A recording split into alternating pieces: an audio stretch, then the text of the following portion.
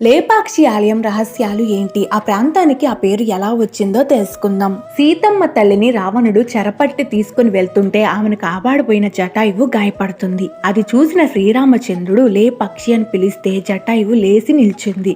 అందుకే ఈ స్థలానికి లేపాక్షి అనే పేరు వచ్చిందని చెప్తుంటారు. ఈ ఆలయంలో ఉన్న ప్రత్యేకత ఏంటి అంటే 70 స్తంభాలతో నిర్మించిన ఈ ఆలయంలో ఒక్క స్తంభం మాత్రం నేలకి ఆనుకొని ఉండదు. గాల్లో తేలాడుతున్నట్లు కనిపిస్తుంది. ఇలా ఎందుకు ఆనుకోకుండా ఉంటుంది అంటే ఏ కారణం చేతైనా ఈ మండపం కూలిపోయే పరిస్థితి వస్తే భూకంపాలు, ప్రకృతి వైపరీత్యాల వల్ల అప్పుడు మిగతా స్తంభాలన్నీ కదులుతాయి. ఆ సమయంలో ఈ వేలాడే స్తంభం ఒక్కటే పడిపోకుండా అన్నిటిని బ్యాలెన్స్ చేస్తుంది. ఇక్కడ ఉన్న నంది విగ్రహం కూడా ఎంతో ప్రత్యేకమైంది. ప్రపంచంలోనే అతిపెద్ద ఏకశిలా నంది విగ్రహాల్లో ఇది కూడా ఒకటి.